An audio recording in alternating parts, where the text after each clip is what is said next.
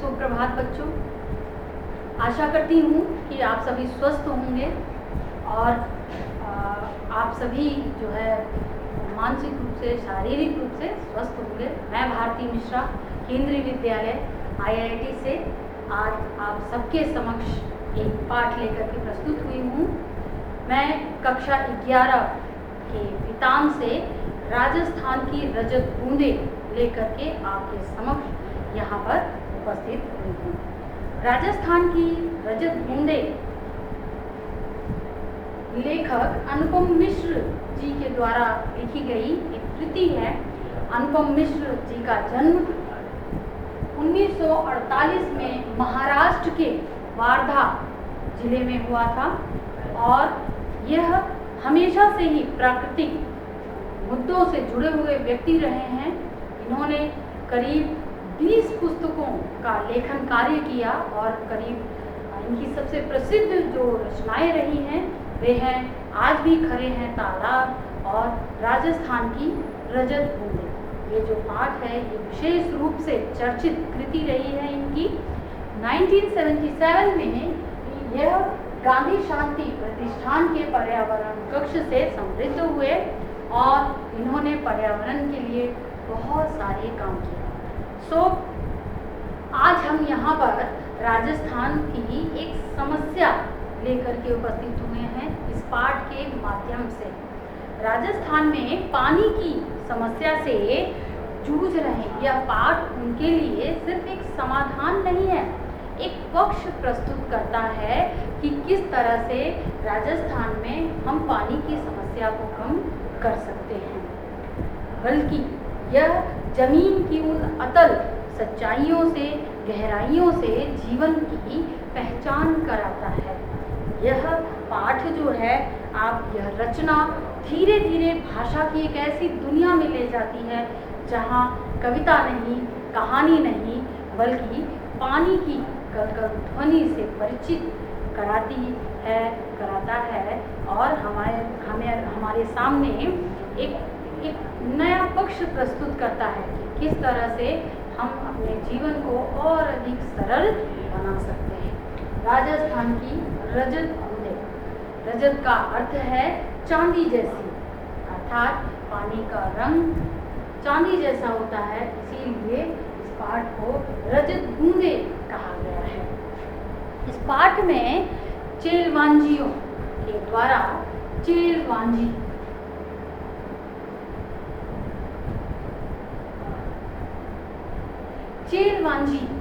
यानी चेजारो, चेलवांजी यानी चेजारो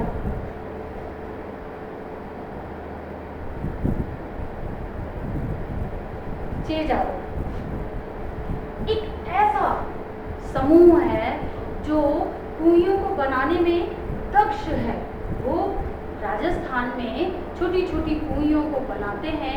एक विशेष तरह की चिनाई करने वाले दक्षतम लोग, जिनको विशेषता हासिल होती है, इनकी पीढ़ी दर पीढ़ी इस काम में महारत हासिल करती है और फिर यह धीरे धीरे राजस्थान में रेतीली भूमि में पानी की यानी कुएं के स्रोत का वर्णन करते हैं।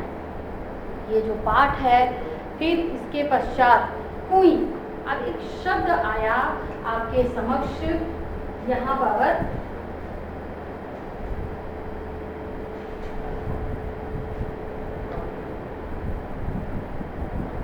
कुएं। आपके समक्ष एक शब्द आया कुएं। कुएं क्या है? कुएं का स्त्रीलिंग रूप है। कुआं लिंग है और कुएं स्त्रीलिंग है। कुएं यानी बहुत ही छोटी छोटी कुइयाँ जो प्यास बुझाने का कार्य करती हैं। कुएं व्यास में छोटी होती है तथा गहराई में अधिक होती है।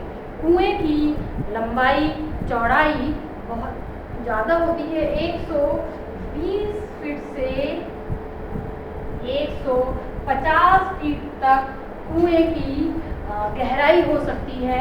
उसका व्यास जो होता है वो 3 से 4 मीटर तक हो सकता है। लेकिन कुएं का व्यास जो होता है वो बस केवल 2 या 3 हाथ ही होता है। एक छोटा सा रूप होता है जो बहुत ही छोटा मुंह होता है उसका, लेकिन इसकी जो गहराई है वो 50 से 60 हाथ होती है। कुई छोटी क्यों होती है? इसके बहुत सारे कारण हैं। देखिए, सबसे पहला कारण, कुएं का व्यास जो होता है वो बहुत बड़ा होता है, जिसमें जानवर गिर सकते हैं, फूल पत्तियां गिर सकती हैं, बहुत तरह की गंदगी जा सकती है। और कुएं का मुंह छोटा होता है, उसमें उसको ढकने में आसानी होती है, उसकी सुरक्षा करने में आसानी होती है। कुएं जो है एक विशेष तरह की चूने पट्टी की चट्टानों पर बनती है। खड़िया पट्टी की चट्टानें राजस्थान में बहुत सारी जगहों पर चलती हैं। जैसलमेर बहुत सारी जगहों पर, जैसलमेर जैसे बहुत सारी जगहों पर खड़िया पट्टी की पट्टियाँ चलती हैं। तो उन पट्टियों पर ही कुइयाँ बनाई जाती हैं। कुएं तो सीधे पाताल के पानी से जुड़ते हैं, जो पीने योग्य नहीं होता, खारा होता है। तो जिसके कारण कुएं जो है वो रिस करके पीने योग्य मुश्किल से 2 से 3 बाल्टी पानी, 2 से सिर्फ 3 बाल्टी पानी ही कुएं से निकल पाता है, जो विभिन्न घरों के लोगों की प्यास बुझाने के कार्य में आता है। अब कुएं की निर्माण प्रक्रिया पर हम बात करते हैं। चेलवांजी या चेजारो समुदाय के द्वारा कुएं का निर्माण किया जाता है, खीप द्वारा, ईंट द्वारा और लट्ठों द्वारा। खीप द्वारा, ईंट द्वारा और लट्ठों द्वारा किस तरह से करते हैं? खीप नामक एक घास होती है जो पानी में जल्दी सड़ती नहीं। अरण्य के लट्ठे होते हैं जो पानी में जल्दी खराब नहीं होते हैं। तो खीप नाम की इस घास से चोटी, आप जानते हैं कि चोटी की तरह उसको गूंथ करके उसकी रस्सी बनाते हैं और लट्ठों को कुएं की गहराई में डाल करके उसका जो है उसको बैठाते हैं और कुएं का निर्माण करते हैं। इसको कुंडली या सर्प की कुंडली के तरह करते हैं। अब ये जो खीप की चिनाई होती है ये 2 प्रकार की होती है। एक होती है लट्ठों के द्वारा और एक होती है घास के द्वारा। अब अगर हम उसको उदाहरण समझें तो कुंडली यानी सर्प के आकार में बनाते हैं। जैसे पहले दिन जितने कुएं की खुदाई होती है उसमें घास को यूं जो है उसको गूंथ करके बैठा दिया जाता है। फिर अगले दिन जब फिर जितनी खुदाई होती है ऊपर के सारे जो खीप की घास की जो रस्से बनाए गए हैं उनको नीचे सरका दिया जाता है और ऊपर दूसरे नए आ जाते हैं। एक तो तरीका ये है। दूसरा तरीका लट्ठों के द्वारा होता है। उसमें लट्ठे बैठा दिए जाते हैं और उनको खीप की घास से गूंथ दिया जाता है और उन्हें कर दिया जाता है। कुएं की खुदाई चेलवांजी समुदाय के द्वारा की जाती है। तो बहुत छोटी सकरी जगह होती है। बसौली जो है, बसौली के द्वारा उनका जो खुदाई होती है यह बसौली के द्वारा ही की जाती है। बसौली एक ऐसा हथियार होता है जो छोटा सा यूं होता है, तो उस हथियार से मिट्टी को निकाला जाता है। अब गहराई में बैठा हुआ चेलवांजी, यहाँ पर चेलवांजी बैठा हुआ है, वो धीरे धीरे मिट्टी को खींचता है और यहाँ पर मौजूद चेलवांजी रस्सी से या बाल्टी से या किसी बर्तन से उस मिट्टी को रस्सी के द्वारा धीरे धीरे ऊपर ले जाता है और थोड़ी थोड़ी देर में यहाँ पर मौजूद शख्स मुट्ठी भर के रेत को नीचे फेंकता है ताकि ठंडी और ताज़ी हवा चेलवांजी के पास आ सके और गर्म और दम घोटू हवा बाहर जा सके। अंदर बैठा हुआ चेलवांजी अपने सर पर एक टोप जैसा धातु का एक बर्तन धारण करता है, जिससे ऊपर से आने वाली गिट्टी, कंकड़ या गंदगी से उसे चोट ना लगे। इस तरह से कुएं की खुदाई की जाती है, चिनाई की जाती है और इस तरह से, और जैसे ही पानी रिसने लगता है, खड़िया पट्टी की चट्टान मिल जाती है, पानी रिसने लगता है तो कुएं का कार्य पूरा हो जाता है और पूरे गांव के लिए, सभी के लिए यह उत्सव का अवसर बन जाता है। चेलवांजी समुदाय को इस उत्सव के अवसर पर बहुत सारी विदाई दी जाती है, बहुत सारी जो है उपहार दिए जाते हैं। पर आज की परिस्थितियों में देखा जाए तो चेलवांजी समुदाय को कहीं कहीं पर पैसे दे करके ही हटा दिया जाता है या उन्हें पैसे दे करके ही विदा कर दिया जाता है।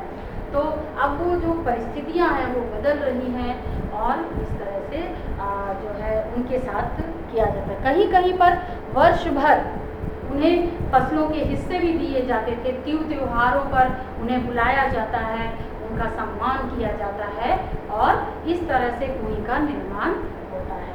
अब राजस्थान में खड़िया पट्टी की जो चट्टानें हैं वो बस कहीं कहीं ही मिलती हैं, समस्त राजस्थान में नहीं मिलती हैं। ये जो खड़िया पट्टी की चट्टानें हैं ये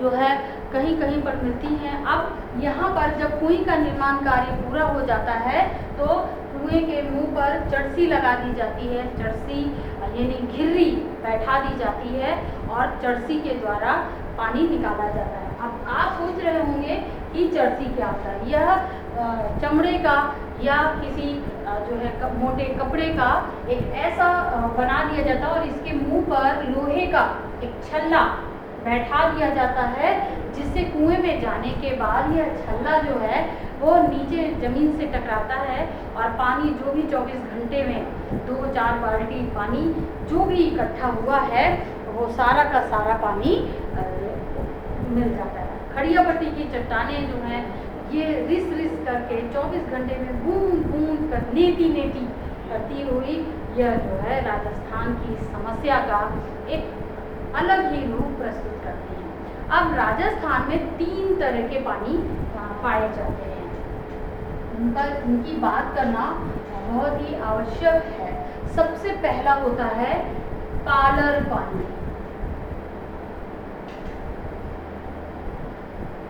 नंबर 2 पाताल पानी,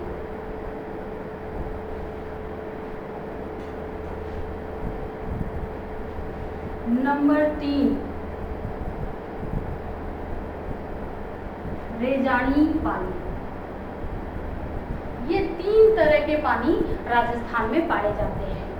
पहला है पालर पानी। यह बरसात से मिलने वाला सीधा पानी है जो नदियों में, तालाबों में एकत्रित होता है, पर यह पीने के योग्य नहीं होता और बहुत सारे कार्य करने के योग्य होता है।